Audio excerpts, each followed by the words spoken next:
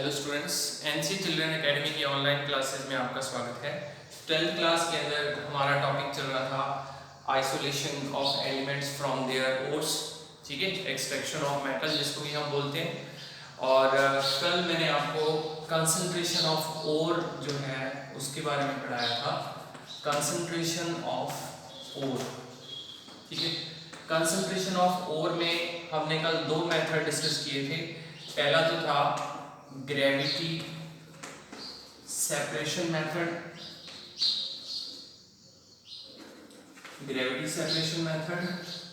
और दूसरा था मैग्नेटिक सेपरेशन मेथड, ठीक है। दो मेथड हमने कल पढ़े थे। अब आज हम पढ़ेंगे थर्ड इसका मेथड। ये सारे के सारे जो है वो कंसंट्रेशन ऑफ ओर के मेथड हैं, यानी कि ओर जो है उसको कैसे कंसंट्रेट किया जाता है। तो जो थर्ड मेथड है इसको बोलते हैं हम लोग flotation method,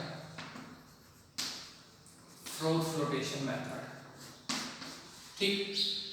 gravity separation method जो है वो कौन सी ओर के लिए यूज किया गया था? जिनमें हैवी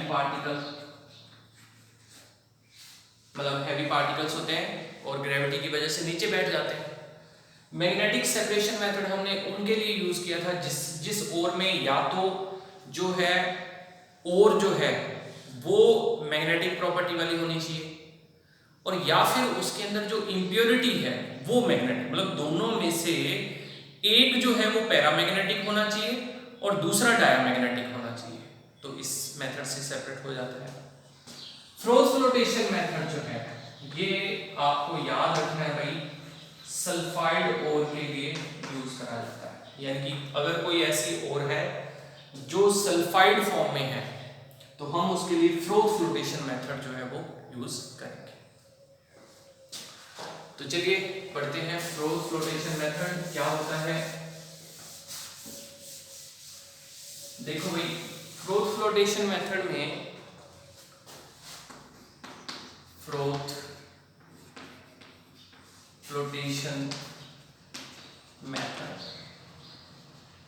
फ्रोथ माने झाग होता है, झाग, ठीक है।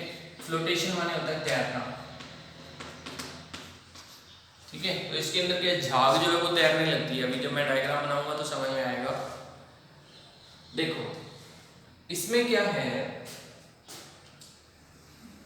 कि फ्लोटेशन मेथड जो है, पहले तो अपने को ये याद रखना है कि ये यूज कौन से किसके लिए यूज होता है, ठीक है।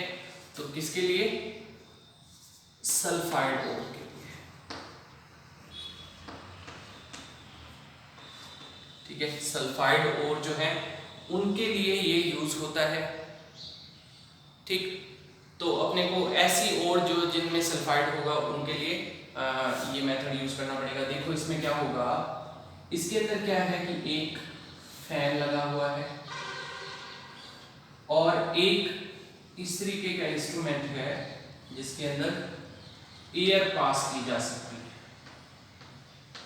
ऊपर से एयर, इसके अंदर एक यहां पर अलग से हमने फैन लगा दिया, ठीक। ये फैन, इस फैन का काम ये है कि ये इसके अंदर जो फ्लोटेशन का मेथड जो है, फ्रोथ बनाने का मेथड जो है वो इसमें जनरेट होगा। इसके अंदर हमने जो पाउडर फॉर्म में ओर होती है, जो फर्स्ट स्टेप में हमें ऑब्टेन हुई थी, उस ओर को हमने इसके अंदर डाल दिया और पानी जो है इसके अंदर ऐड कर दिया। बहुत बड़ा कंटेनर होता है और ये इसके अंदर इतनी चीजें हमने इसमें डाल दी, ठीक है। अब इसमें ये तो वाटर है और वाटर के अंदर हमने ओर डाली है, दो चीजें हैं। लेकिन यहां मैं आपको हर एक चीज लिखवा रहा हूं जो इसके अंदर एक्स्ट्रा ऐड की जाएगी, और उस हर एक चीज का एक अलग फंक्शन होता है। तो वो फंक्शन आपको याद रखना है। फ्रोथ फ्लोटेशन मेथड में जैसे अगर कोई नॉर्मल इजी क्वेश्चन बनना हुआ तो वो ऐसे बनेगा कि भाई फ्रोथ फ्लोटेशन का नॉमिनेटर डायग्राम बना के इसको डिफाइन करो, इसको एक्सप्लेन करो। एक तो ये क्वेश्चन। दूसरा जो इंपॉर्टेंट क्वेश्चन बनता है वो इसके अंदर डाले गए केमिकल्स पे बनता है कि भाई ये चीज इसके अंदर क्यों डाली जाती है, ऐसे पूछेगा। ठीक है, तो जो जो चीजें इसमें ऐड करी जाएंगी वो मैं यहाँ लिख रहा हूँ और आपको उसको अच्छे से याद करना है। तो देखिए सबसे पहले हम इसमें लिखते हैं पहला, इसमें फ्लोटिंग एजेंट डाले जाते हैं। ठीक है, ये सारी चीजें इसके अंदर डाली जाएंगी। फ्लोटिंग एजेंट का काम क्या होता है कि वो झाग जो है, जो उसमें फ्रॉथ बनेगी, सॉरी फ्रोथिंग है ये, फ्रोथिंग। ठीक है, फ्रोथिंग एजेंट है। ठीक है, फ्रोथिंग एजेंट का काम क्या होगा कि वो झाग बनाएंगे, इसके अंदर जो है वो झाग बनेंगे। ठीक, तो फ्रोथिंग एजेंट के रूप में हम यहाँ पर इसके अंदर यूज करते हैं fatty acid comma pine oil जो है वो बहुत ज्यादा आपको लिखा हुआ मिलेगा, पाइन ऑयल, या फिर यूकेलिप्टस ऑयल। ठीक है, ये सारे के सारे जो ऑयल इसके अंदर डाले जाते हैं उनका मेन वर्क क्या होता है कि वो इसके अंदर झाग बनाते हैं। तो मैं इधर मेंशन कर देता हूं पाइन ऑयल। ठीक, वो हमने लिख दिया पाइन ऑयल, जो क्या करता है, फ्रोथ जो है उसको बनाता है। ठीक, फिर दूसरा हम पढ़ेंगे फ्लोटिंग एजेंट।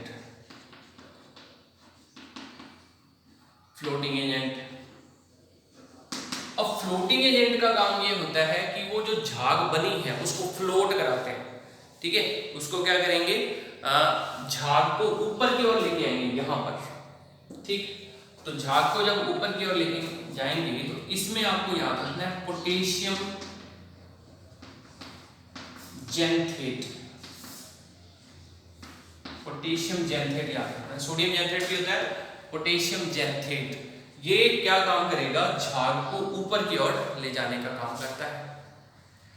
फिर उसके बाद में होता है स्टेबलाइजर।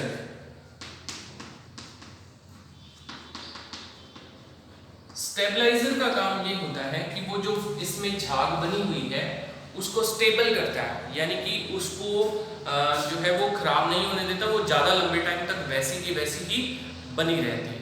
एक्चुअल में क्या होता है, झाग का इसमें इतना इंपॉर्टेंस क्यों है, तो देखो मैं बताता हूं। जब हम इसके अंदर एयर पास करेंगे ना, तो ये एयर, वैसे आप किसी बीकर में वाटर लेके उसके अंदर एक पाइप लगा के स्ट्रॉ लेके और उसके अंदर हवा एयर जब उसमें पास करोगे, मुंह से फूंक मारोगे तो बबल्स उठते हैं ना उसके अंदर, सेम प्रोसीजर हो रहा है। ठीक, पंखा भी इसीलिए घूम रहा है ताकि इसके अंदर बबल्स जो है वो जनरेट होने हैं। पाइन ऑयल भी इसीलिए इसके अंदर डाला ताकि इसके अंदर फ्रोथ बनने स्टार्ट हो जाए। तो फ्रोथ जो है वो क्या होगी, ऊपर की ओर जाएगी, जैसे बनेगी ऊपर की ओर यहां पर इकट्ठी होगी, और जो सल्फाइड ओर के जो पार्टिकल्स हैं, मेटेलिक पार्टिकल्स हैं जो सल्फाइड के, वो पार्टिकल्स क्योंकि वो हल्के होते हैं और वो पार्टिकल्स जो है वो यहां ऊपर चले जाते हैं। इंप्योरिटी तो इसमें नीचे रह जाएंगी, यहां पर बॉटम में इंप्योरिटी तो यहां रह जाएंगी, और पार्टिकल्स जो है वो ऊपर फ्रोथ में आ जाएंगे, और इस फ्रोथ को क्या कर देते हैं, अलग कर लिया जाता है, और फिर इसी के अंदर जो है वो ओर जो है वो मैक्सिमम अमाउंट ऑफ ओर जो है वो इसके अंदर आ जाती है। मैक्सिमम के सारी आ जाती है इसके अंदर, कुछ 0.1% जो रहती होगी वो रह जाती है, बाकी ज्यादातर जो है वो इसके अंदर इकट्ठी कर ली जाती है। मतलब ये प्रोसीजर ये है।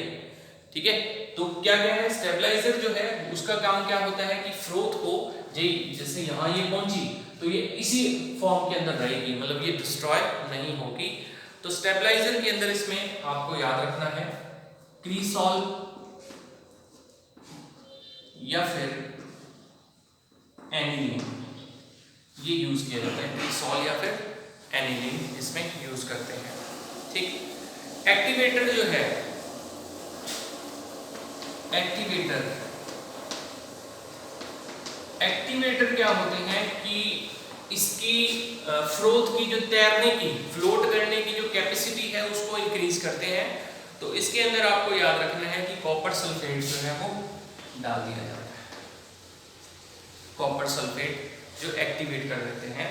और लास्ट इसके अंदर है आपका डिप्रेसर।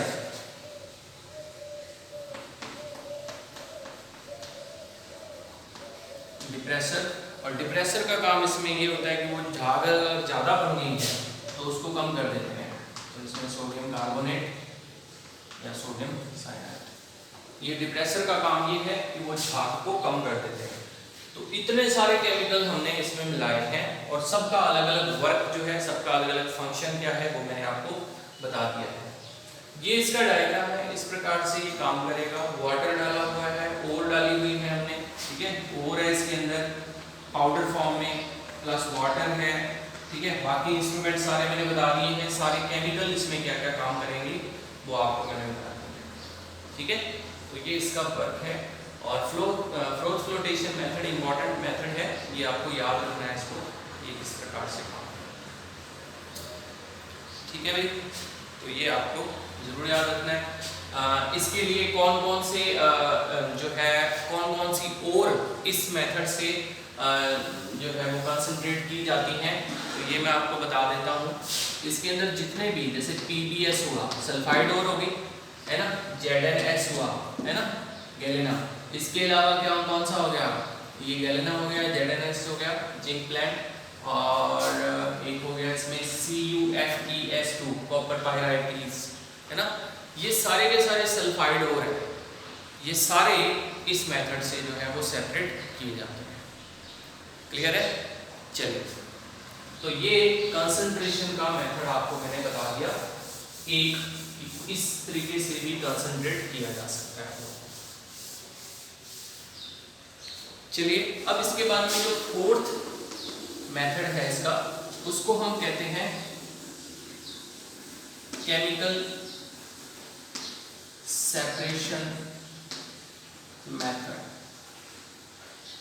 ठीक है, chemical separation method. Chemical separation method या फिर इसका दूसरा नाम होता है लीचिंग, ठीक है, लीचिंग।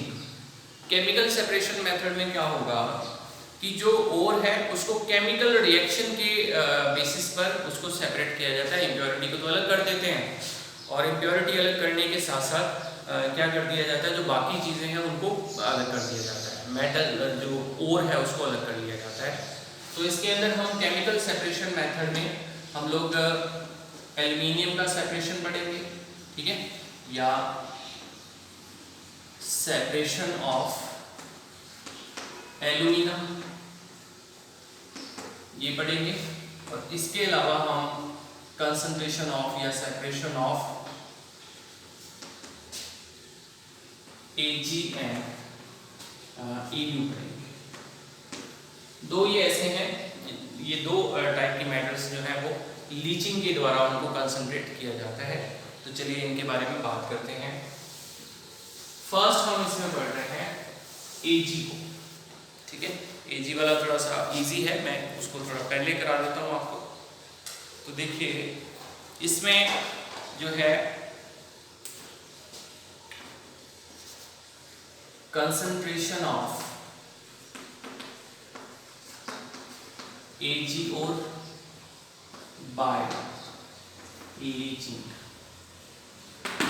ये अपना टॉपिक रहेगा। तो लीचिंग जो है उससे किस प्रकार से इसको किया जाता है, जस्ट आपको कुछ नहीं है इसमें, सिर्फ रिएक्शन को नोट करना है, रिएक्शन अपने को याद करनी है। तो देखिए, फॉर Ag के लिए क्या करेंगे इसमें, तो Ag में मैं यहाँ पर कुछ रिएक्शंस यहाँ पर Ag देखो, Ag की और कौन सी होती है, AgCl, जिसको आप क्या बोलते हो, हॉर्न सिल्वर बोलते हो, हॉर्न सिल्वर। इसका क्या रिएक्शन हमने सोडियम साइनाइड के साथ करा देनी है, सोडियम साइनाइड के साथ। सोडियम साइनाइड के साथ जैसे ये रिएक्ट करेगा तो ये क्या करेगा, इसको बैलेंस कर देते हैं। यहाँ पर एक कॉम्प्लेक्स कंपाउंड बनेगा जो कि हमने 9th लेसन के अंदर पढ़ा था, NaAgCN2 बनेगा, ठीक।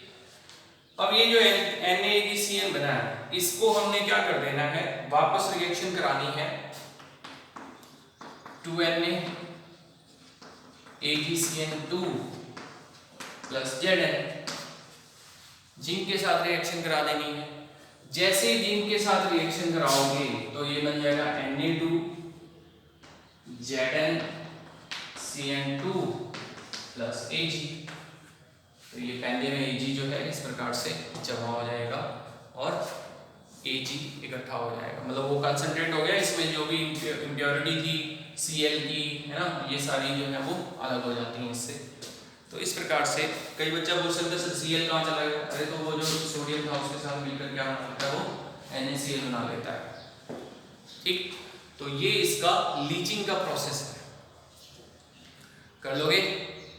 ऐसे ही जो है वो Au का है, तो Au में कुछ नहीं है, यहाँ पे आपने Au लिखना है, यहाँ AuCN2 आ जाएगा, फिर यहाँ AuCN2 आ जाएगा और ये Zn आ जाएगा यहाँ पर, और यहाँ Au जो है वो Ag की जगह पेंडे के अंदर बैठ जाएगा, सरफेस में इकट्ठा हो जाएगा।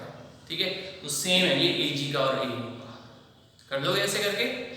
चलो, तो ये अपना लीचिंग का प्रोसेस एक मैंने बता दिया। एल्युमिनियम का जो है उसके 3 अलग अलग मेथड है, यानी कि केमिकल का सेपरेशन मेथड जो है ना उसके भी 3 मेथड है, तो वो मैं आपको कल के वीडियो के अंदर बताऊंगा कि एल्युमिनियम को कैसे उसकी और जो है जो बॉक्साइट है उससे कैसे एल्यूमिना को कंसंट्रेट किया जाता है, एल्यूमिना को कैसे सेपरेट किया जाता है।